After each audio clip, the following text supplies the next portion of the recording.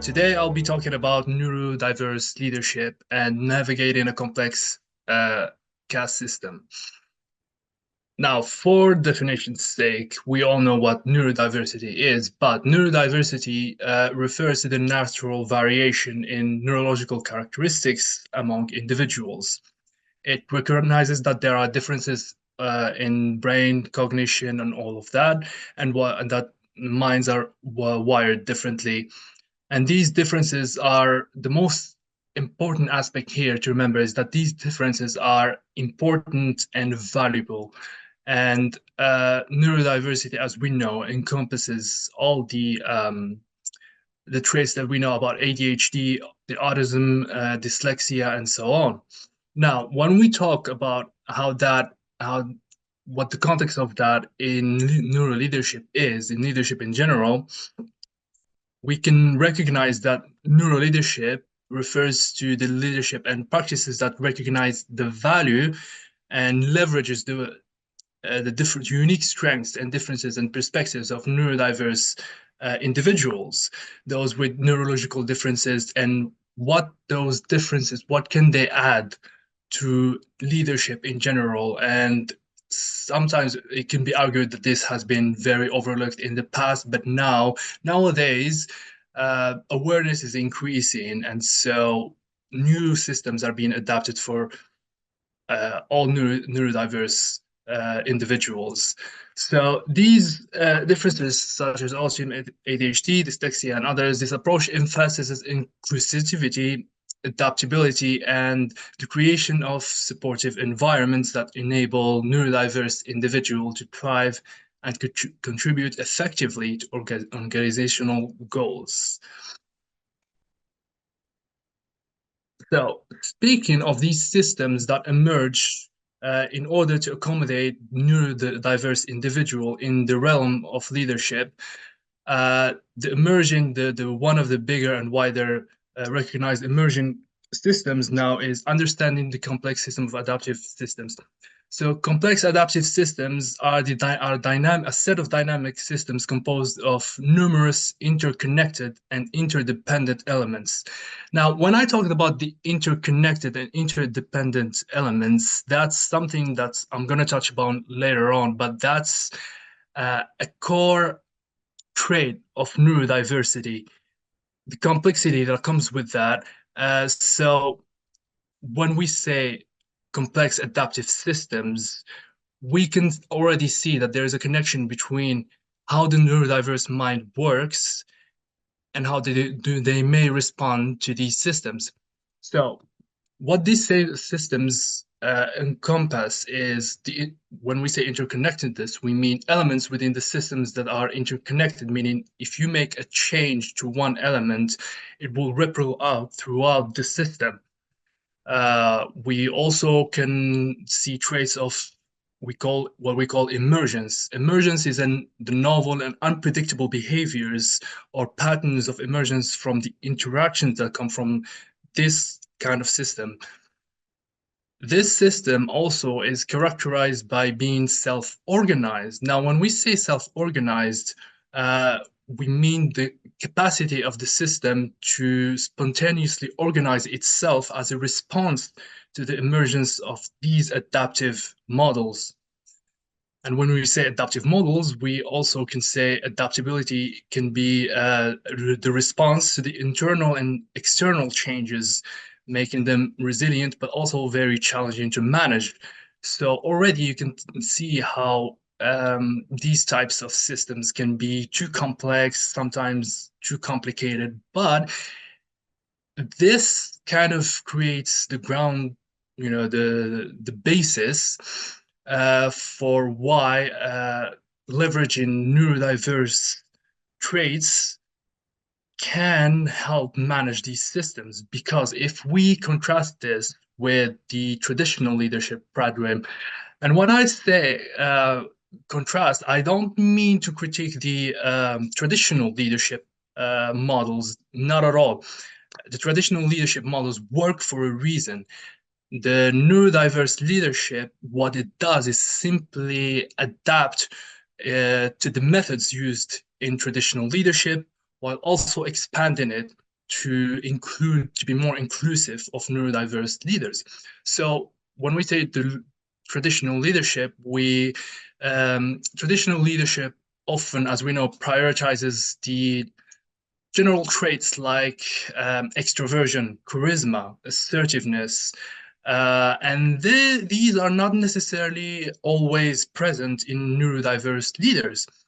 But traditional leadership often hyperfixates on these behaviors and these traits, while often sometimes neglects what other traits that can actually be effective and use.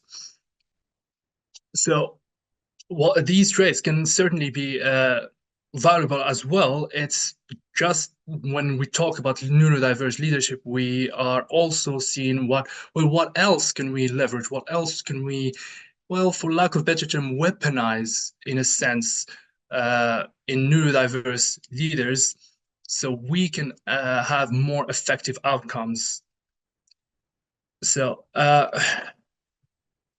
now, talking about neurodiverse leaders and what these strengths are exactly, the most one that is well known is innovative thinking. So neurodiverse individuals often excel at thinking outside the box and approaching problems for unconventional angles. While traditional leadership often doesn't mean that those leaders do not have the capacity to also be uh, to think outside the box. Neurodiverse leaders just means that their approaches are a bit more enhanced, that they are naturally wired that way. So it makes their approaches a bit easier, so easier to enhance and coach their talents in order to achieve the most effective outcome.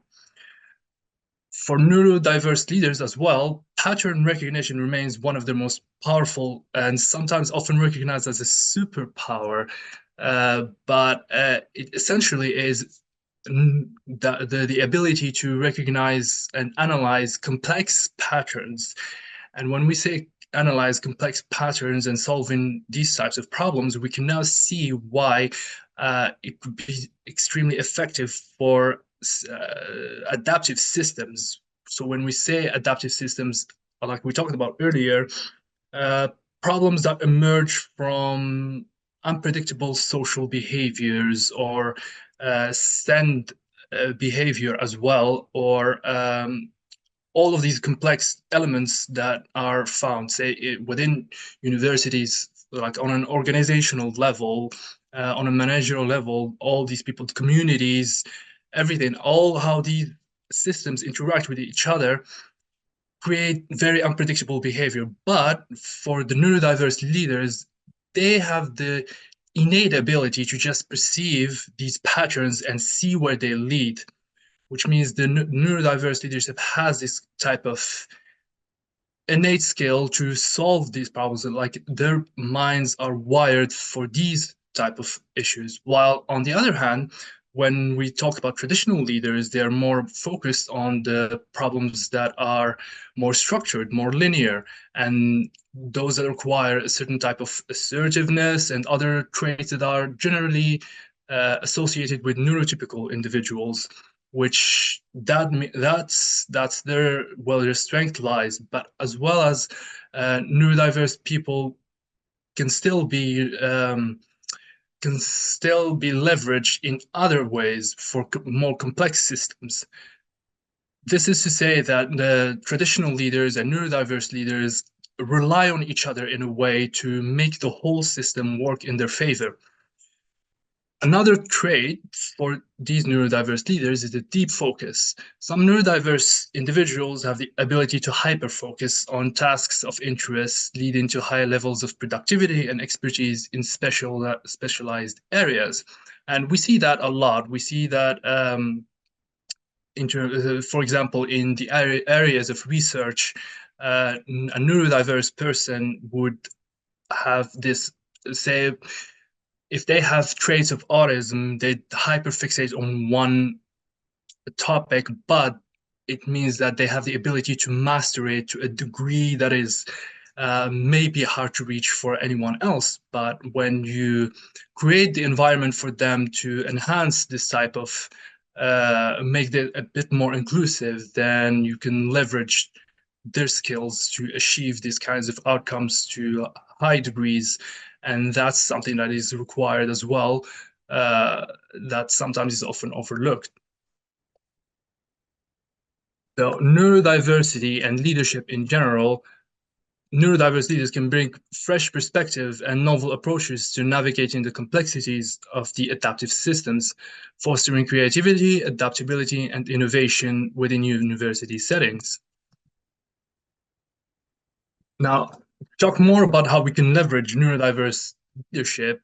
We can neurodiverse leaders can their ability to problem solve, like we talked about, is more complex, a bit non-linear. They tend to approach things from different angles, which is more often than not, especially in this age where there are more new elements introduced post-COVID, like the technology being incorporated more. There are more problems that come with that. So neurodiverse leaders tend to have a bit more novel approaches as well, which can be leveraged here in problem solving. Their creativity as well, and their diverse cognitive styles of each individual can lead to breakthroughs, like we talked in research or curriculum design and organizational strategy in general.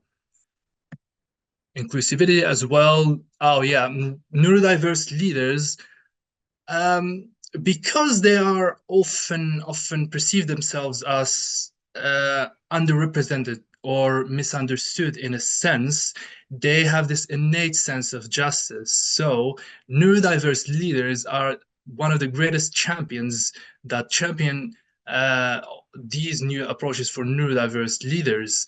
They can be very good at leading programs and leading movements for inclusivity and allowing more neurodiverse voices to be heard across the board.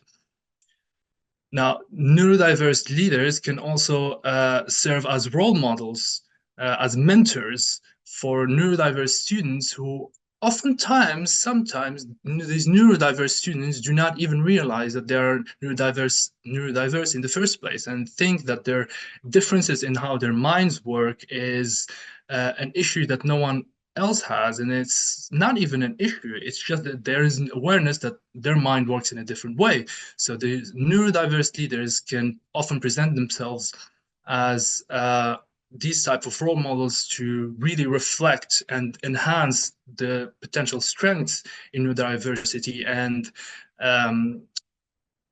make away with the harmful stigma that neurodiversity often comes with. So in general, neurodiversity enriches the academic community by promoting diversity of thought, of fostering innovation, and creating a more inclusive and supporting environment for all. Now, where the challenges lie, we touched upon this a bit, but where the challenges for neurodiverse leaders especially lie is social dynamics. So neurodiverse individual may struggle with navigating complex social interactions and office politics. Now, we've said before that neurodiverse individuals have this strength to adapt to complex situations, but when it comes to the social aspects of things, they may face a bit more challenges than their more neurotypical colleagues.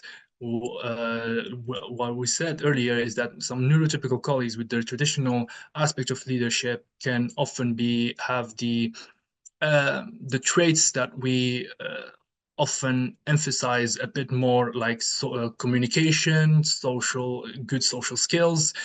These can be quite a challenge for neurodiverse people oftentimes, but other things, yeah, like communication barriers, differences in communication. Because neurodiverse leaders perceive the world differently, they perceive communication and social cues as well differently and prefer and adapt different styles as they grow up. This can lead to a lot of misunderstandings and conflicts. And for some individuals, some neurodiverse individuals, like people with autism or even ADHD, may be sensitive to sensory stimuli such as noise or fluorescent lighting, or which can impact their productivity and well-being. Now, what we can do about this solution is pretty simple. Training and awareness programs. So, providing training and awareness programs to educate faculty, staff, and students about neurodiversity and how to create inclusive environments remains crucial. And what we said earlier, neurodiverse leaders can be leads in these programs as well and serve as role models for everyone to follow. Creating support networks, establishing support networks and peer mentoring programs for neurodiverse individuals to connect, share experiences, and access resources, because everyone needs that, especially in this age and time when neurodiversity is becoming not more frequent, but we are simply more aware of it. So people really do need to leverage this fact and try and connect a bit more for this. Organizational accommodations, now this is one of the most crucial ones, as it requires the organization to implement programs such as being more flexible, more flexible work arrangements, quiet spaces, and assistive technologies accommodate the diverse needs of neurodiverse individuals. This only, for some organizations, it might seem like there's a resistance towards doing this, that there's too much work put into this to accommodate neurodiverse leaders and people in general. But the fact remains is that while accommodating these types of individuals actually enhances your organization, because leveraging their skills can be a very super powerful asset. Now, speaking more of this, creating neurodiverse friendly environment is the most logical step for these organizations. So how is this accomplished? By, like we said earlier, training and awareness, providing training sessions and workshops to raise awareness about neurodiversity amongst the staff and students, to educate university communities and communities at large about the strengths and challenges associated with neurodiversity, and to promote a culture of more acceptance and inclusion.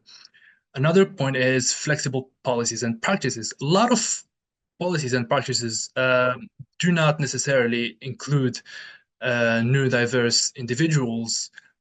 So implementing flexible policies that accommodate the diverse needs of neurodiverse individuals may include things like extended deadlines and alternative assessment methods. Extended deadlines, because sometimes neurodiverse people can face a lot of stimuli, they can get overwhelmed, so their cognitive functions may not operate as their neurotypical peers, and that why extended deadlines can be a more fair and just policy to adapt. Moving on to accessible resources, ensuring that resources and support services are accessible to neurodiverse individuals. This may include providing access to assistive technologies, counseling services, and academic accommodations. Peer support, as well, as we touched upon, establishing a good support for sharing experiences, providing mutual support, one leader leading the other, especially neurodiverse people. They enjoy the creative approaches for leadership, and they rely a lot on personal experiences, because their experiences are not too common amongst the population, because neurodiverse peoples are on the lower percentage of people. So they put a lot of emphasis on personal experiences, and those can be very valuable when shared. And then, of course, leadership development programs. So providing programs and opportunities for neurodiverse individuals to enhance their skills and confidence as leaders, and offer mentorship programs designed for their type of specific skills, and training workshops, networking opportunities tailored to the needs of neurodiverse leaders. The key takeaways are neurodiverse leaders possess innate adaptability, which enables them to thrive in these dynamic, complex environments. By creating neurodiverse friendly environments, universities can leverage the strengths, universities and organizations at large can leverage the strengths of neurodiverse leaders and enhance their ability to adapt to the adaptive, complicated systems. Strategies such as training, flexible policies, accessible resources, and peer support, network empowerment of neurodiverse leaders to navigate and better contribute to the ever-evolving landscape of CAS. Thus, fostering an environment that embraces neurodiversity to benefit neurodiverse individuals, but also everyone, all the organization at large, and as well as students and everyone that can be affected by these systems as well. So in conclusion, the role of neurodiverse leadership in navigating complex adaptive systems within universities cannot be overstated. As we explored the dynamics, interconnected systems that require leaders to adapt to in an innovative way to respond as a response to the ever-evolving challenges that we are facing today. Neurodiverse leaders with their unique cognitive strengths and perspectives are exceptionally well equipped to thrive in such environments and drive positive change and work collaboratively with their neurotypical leaders. And like we said, a very important point we can focus on is neurodiverse leadership and traditional types of leaderships are quite reliant on each other. They really need one another to work effectively and move organizations forward. So by embracing all of this, we can have a more resilient community and adapt to these complicated systems. And that's it. Thank you so much, Mounir. As I've said, my camera is grumpy today, so I can't turn it on. But well done, and thank you for sharing with us your insights in regards to neurodiversity, and also then how that translates into leadership and how we need to consider that. And can I just check with you? This is your first keynote, right? It is, yes. It is. So very well done. Thank you. I know this is also in your second language. Yes, English is my second language. It's your second language. So excellent. And I think it's no mean feat, because I also know you've done your very first lecture not so long ago as well.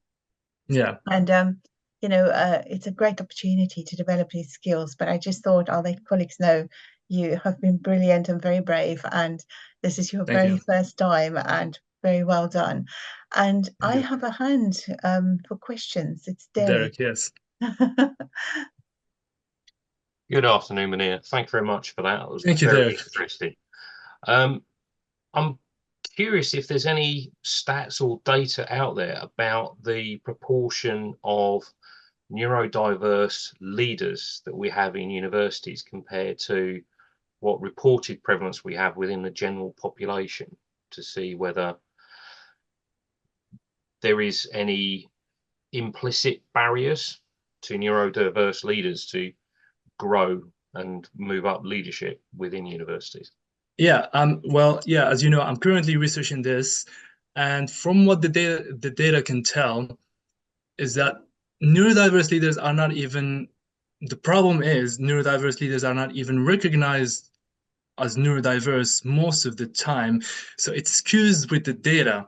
So we don't exactly know if the fact that neurodiverse leaders are lesser than the population, or they're just not recognized as neurodiverse leaders, particularly speaking. So the data is a bit fuzzy on that, but that's where my research lies. It's part of my research, so I'm on the case for that. But the important takeaway from this is that it's a matter of recognizing the neurodiverse leader if they're aware of this, and if not, then we can see how many the disparity between neurodiverse leaders and neurotypical leaders in a working space, and see who's leveraging who and what the disparities are. This is part of the research we're looking into. Yeah, very fascinating. Then you've got the issues about whether there's self-stigmatization. Yeah, exactly. Of leaders as well. And that was just, well, they've always been a bit quirky. Well, okay. Yeah. But yeah, exactly. Yeah. Many of the neurodiverse leaders don't even want to admit it to others. They may be aware of it themselves, but admitting to others is is another thing that's also part of the issue why there's not much representation in this area. So you can't really tell just how many of them are there, and if the numbers are aligned, or if they're lesser or more. Sometimes you can't really tell. Sometimes also it depends on the field. There are fields that attract neurodiverse peoples more than others, like cognitive neuroscience, for example. You'd find more neurodiverse people in that area than neurotypical people. So it depends on a lot of the contextual factors here. But yeah, it's quite an interesting thing to look into. Thank you very much. It's very interesting. Fascinating. And so, Mounir, do you also think that sometimes people are reluctant to declare that they're neurodivergent, and therefore it's not on people's radars because they might be worried that they might not get the job, or people might have a different view on them?